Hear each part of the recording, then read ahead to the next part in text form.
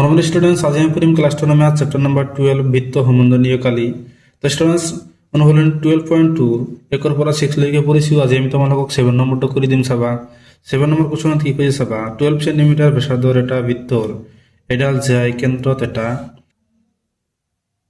120 ডিগ্ৰীৰ কোণ কৰে বৃত্তটোৰ অনুৰূপ বৃত্তখণ্ডৰ কালি উলিওৱা ব্যবহাৰ কৰা পাই 3.14 আৰু √3 1.73 এটো ব্যবহাৰ কৰিব কৈছে তো সাবাই স্টুডেন্টস তোমালোকক চিত্ৰ আকি দেখুৱাই দিম আমাক কি ওলাব কৈছে ঘনবৃত্ত খণ্ডৰ কালি উলিয়াব কৈছে তো চাবা তো স্টুডেন্টস এটো হল কি আমাৰ কি চিত্ৰ এই কোণটো হল কিমান 120 ডিগ্ৰী ইয়াৰ ব্যাসাৰ্ধ কিমান দি আছে আমাক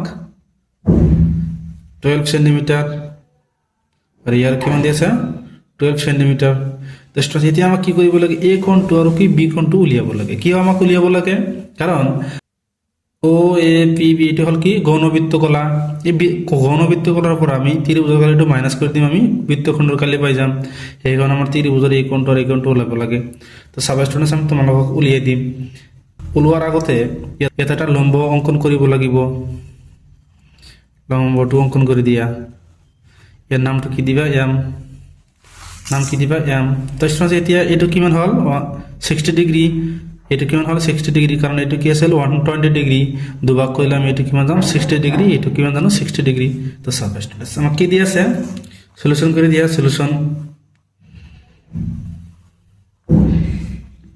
এই বৃত্তের ব্যাসার্ধ আমাক কিমান দিয়া আছে আর 12 সেন্টিমিটার আর থিটা ইজ ইকুয়াল টু কিমান দিয়া আছে 120 ডিগ্রি তো সাব স্টুডেন্টস ত্রিভুজ এ ও বি লম্ব সমদ্বিখণ্ডক ও এম অঙ্কন করা হল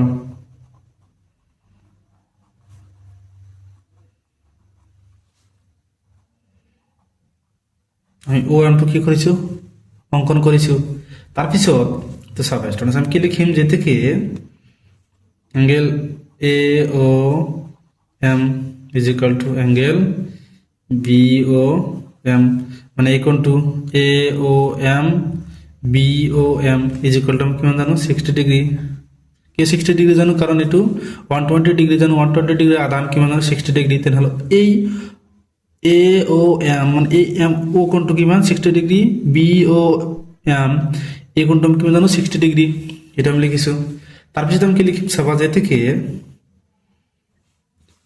এই পুরা এ বি আদান কি জানো এ এম বা এম বি জানো আমি কি লিখিম যে A M M B is equal to কার আদা এ বি আদা ডিভাইড বাই 2 এ বি আদা লিখিব পারো এটা আমি এনেকৈ লিখিব পারো 1 ডিভাইড বাই 2 এ বি এনেকৈ আমি লিখিব পারো তাৰপিছত চাবা আমি এতিয়া কি লম এইটো ত্ৰিভুজৰ এই কোণটো আমি কিমান জানো 60 ডিগ্রি এই কোণটো আমি কিমান জানো 90 ডিগ্রি যেহেতু লম্ব এইটো এই কোণটো আমি উলিয়াব লাগে তো সাব স্টুডেন্টস ও এম এর পরা এরপর আমি কি লিখিম সব আমি যেহেতু ত্রিভুজ তিনটা কোণ যোগফল কিমান জানো 180 ডিগ্রি তো আমি কি লিখিম এ কোণ এম কোণ ও কোণ যেটিকে অ্যাঙ্গেল এ কোণ প্লাস অ্যাঙ্গেল ও কোণ প্লাস অ্যাঙ্গেল এম কোণ ইজ ইকুয়াল টু আমি কিমান জানো 180 ডিগ্রি এই কোণটো আমি কিমান জানো না জানো এটা আমি সেম রাখি দিম প্লাস এম ও কোণটো কি জানো ও কোণটো আমি কি জানো 60 ডিগ্রি পালো অলপ আগতে আমি তোমালোকক দেখাই দিছো আৰু এম কোণটো কিমান জানো 90 ডিগ্রি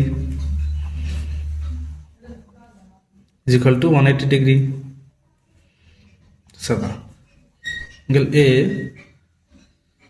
এটা কিমান আছে এই দুটা যোগ কৰিলে কিমান 150 ডিগ্রি প্লাস আছে ভফল গলে মাইনাস কার লগত 180 ডিগ্রি লগত মাইনাস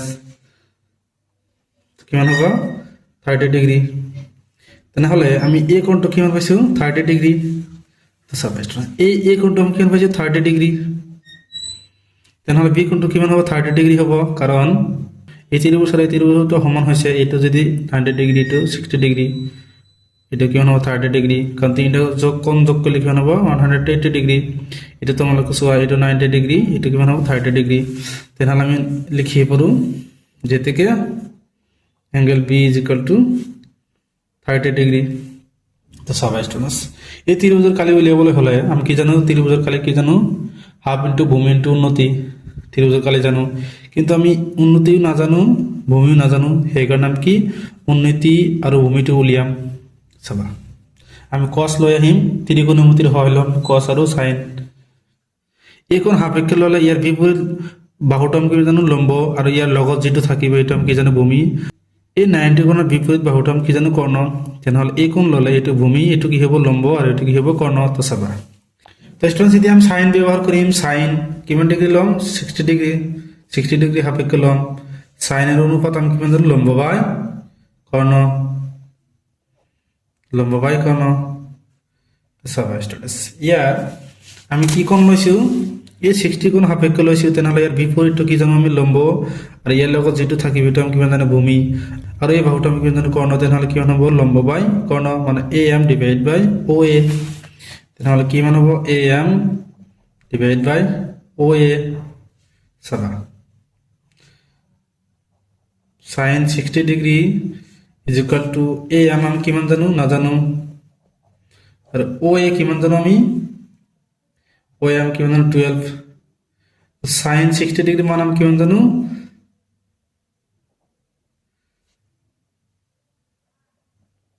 সাইন 60 ডিগ্ৰী মান আমি কিমান জানো √3 ডিভাইড বাই 2 জানো, এইটো √3 ডিভাইড বাই, তেনেহ'লে লিখি দিবা √3 divide by 2 is equal to A M divide by 12।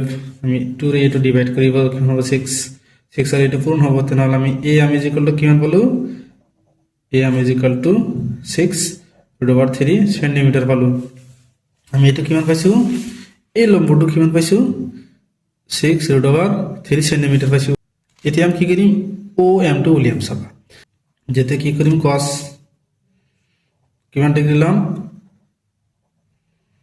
তো কস ব্যৱহাৰ কৰিম 60 ডিগ্ৰী ল'ম আমি। কসৰ অনুপাত আমি কি জানো ভূমি বাই কৰ্ণ।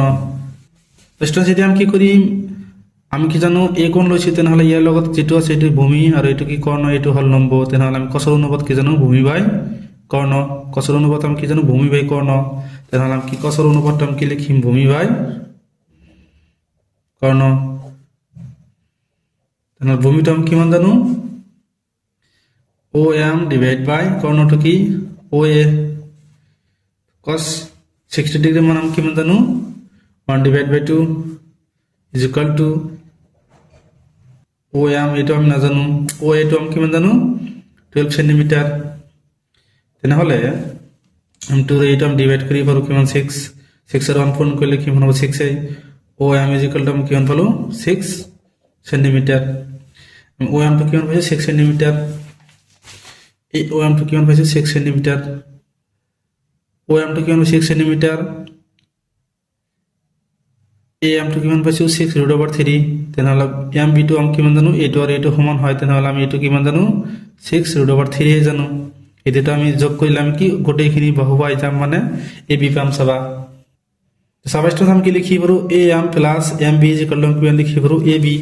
চাবা এনেকৈ লিখি পাৰো যেতেকে A B is equal to আমি কিমান লিখি পাৰো A M plus M B. এম আমি কিমান পাইছো যেহেতু এই দুটো সমান, কি লিখি পাৰো A M plus A M. কি লিখি পাৰো যেহেতু M B is equal to A M. Substance এটা আমি কিমান জানো 6√3, এটা আমি কিমান জানো তেনেহ'লে 6√3। এই দুটা যোগ কৰিলে কিমান হ'ব 2 × 6√3 মানে কিমান হ'ব, তেনেহ'লে এইটো পূৰণ কৰিলে কিমান হ'ব 12√3 সেন্টিমিটার। তেনেহ'লে এ বি আমি কিমান পাইছো 12√3 সেন্টিমিটার। এতিয়া আমি কি এই ত্ৰিভুজৰ কালি উলিয়াম, এই এ ও বি কা ত্ৰিভুজৰ কালি উলিয়াম, কাৰণ আমি এ বি কিমান পাইছো 12√3 সেন্টিমিটাৰ আৰু লম্বটো কিমান পাইছো 6 সেন্টিমিটাৰ। তেনেহ'লে ত্ৰিভুজৰ কালি উলিয়াম। চাবা চাবা এতেকে ত্রিভুজ এ ও বির কালি আমি কি জানো হাফ ইন্টু ভূমি ইন্টু উন্নতি বা লম্ব বা উচ্চতা। চাবা হাফ ভূমি মানে আমি কিমান জানো অলপ আগত পাইছো এ বি, এ বি আমি কিমান পাইছো 12√3 ইন্টু লম্ব আমি কিমান পাইছো 6 সেন্টিমিটার ইয়াত সেন্টিমিটার আছে, ইয়াত সেন্টিমিটার, সেন্টিমিটার সেন্টিমিটার কি পূরণ করলে স্কোয়ার, 2 রে এটা ডিভাইড করলাম কি জানো 3, 3 আর 12 পূরণ করলে কি জানো 36√3 সেন্টিমিটার স্কোয়ার। 3 বছর কালি কিমান পাইছো 36√3 সেন্টিমিটার স্কোয়ার। এতিয়া আমি গৌণবৃত্ত কলার কালি উলিয়াম। আমি এতিয়া কি কৰিম ও এ পি বিৰ কালি উলিয়াম, তাৰপিছত আমি 3 বছর কালিটো মাইনাস করে দিম, তেনেহলে আমার কি গৌণবৃত্ত খণ্ডর কালি ওলাই যাব। তো চাবা তো স্টুডেন্টস এতিয়া আমি কি কৰিম ও এ পি বি গৌণবৃত্ত কলার কালি উলিয়াম। তো স্টুডেন্টস গৌণবৃত্ত কলার কালি আমি কিমান জানো, থিটা ডিভাইড বাই 360 ইন্টু পাই আর স্কোয়ার। তো থিটা আমাক কিমান দি আছে 120 ডিগ্রি, 120 ডিগ্রি ডিভাইড বাই 360 ডিগ্রি ইন্টু পাই আমি কিমান জানো 3.14, কিমান জানো 3.14 ইন্টু আর আমি কিমান জানো ব্যাসার্ধ 12 ইন্টু 12 সেন্টিমিটার স্কোয়ার।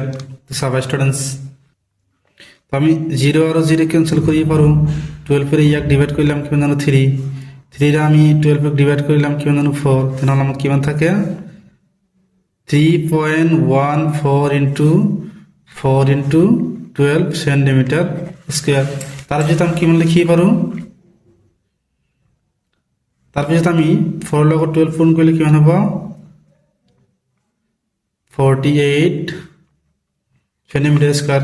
স্টুডেন্টস এইটো আমি পূরণ করে দিম চাবা, 3.14 লগত আমি 48 পূরণ করে দিম, 4 8 গুণ 32 আর 2 হাত থাকে 3, 8 1 গুণ 8 3 11 হাত থাকে 1, 3 8 গুণ 24 আর 1 25, এক ঘর ক্যান্সেল, 4 4 গুণ 16 6 হাত থাকে 1, 4 1 গুণ 4 1 5, তার পাশে হাত না থাকে 3 4 গুণ 12, তাহলে কিমান 27051। তেনেহলে কিমান পাইছো, এটা পাইছো কিমান ঘর পিছত পয়েন্ট আছে দুটা, তেনেহলে ইয়াত দুটা ঘর পিছত লগে পয়েন্ট দিবা 150.72 সেন্টিমিটার স্কয়ার। এটা হল কি ঘনবৃত্ত কলার কালি। এতিয়া আমি ঘনবৃত্ত কলার কালির উপর আমি 3 বছর কালিটো মাইনাস করে দিম চাবা।